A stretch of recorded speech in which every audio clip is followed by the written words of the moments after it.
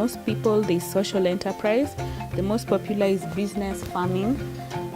Then there's events, and then there's ICT, which is blogging.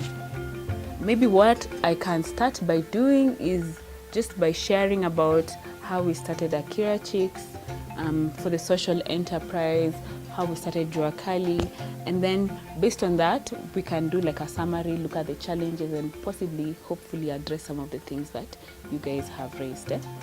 So I started Akira Chix with a group of my friends. We were 4 of us, right after we had finished campus. So at that point, some of us were still in school, some had just gotten their first jobs. So what we were doing in Akira Chix, our goal was to bring more women into tech careers. And at that point, we didn't have money. So what we used to do is we used to changa each of us, like 500 bob. And then that 500 bob, we'd use it to run the different events. So we started by planning community events, like we'd invite other women to come to our tech events.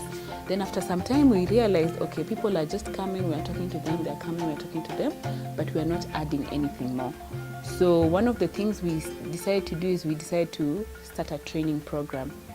And when we started this training program, it was just a big idea. We were like, we'd go with our laptops, we'll go and train girls. At that point, we were going to Dandora.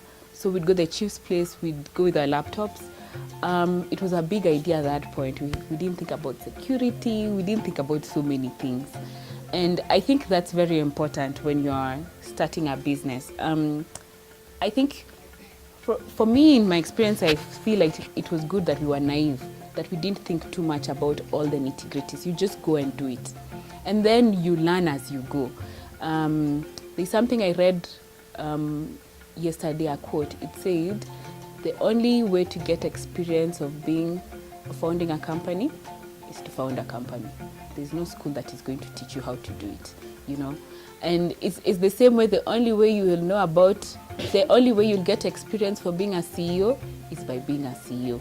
There is no class. So when you go with that point of view, you know that everything in life is going to teach you, as in you have everything you need, and you're going just have an open spirit to learn. Yeah. So that's how we started our training program. And then as we were running our training program, one of our girls talked to the CEO of Craft Silicon. They had a bus that's fitted with computers, and we used to get that bus thrice a week. So thrice a week we'd go with it to Dandora and we teach the girls, which was an improvement. But now after like a couple of months, 4 months, the company took away their bus. And by that time, we had students, we had already told them we are going to train them. You know, you've already created hope in people. And then after 4 months, there is no class now. So students used to call us and they're asking us, so what's going to happen about our training program? And we're like, you guys just wait. So at that point, we realized we can't only operate on things that have been given to us. We need to start owning our own things. So we started writing proposals. So mind you, all of us who were in that program, we were all programmers. We didn't know how to write proposals. Like I said, some of us were students. We had no experience running a business, or building an organization.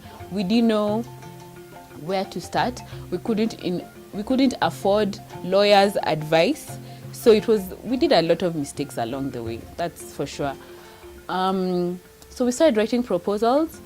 And then we met these people who we built for them software in exchange for them giving us laptops. We talked to some people we knew, we got space.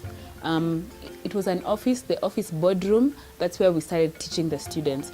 So after 2 months, we started our program again. Then the students continued learning. But at that point, we realized so we applied for funding around that point. We applied for funding. We were not registered. We didn't have a bank account. So it's when we got the funding, that's when we were like, okay, we need to get a bank account. But to get a bank account, you need to be a registered organization. So that's why we started registering, so that we could get a bank account and so that we can get the money. And slowly by slowly, that's how we built the business. At first, all we could do was support the program. In fact, we never used to pay the teachers for like the first 2 years, because everything, all the money we got went to the students, went to the program.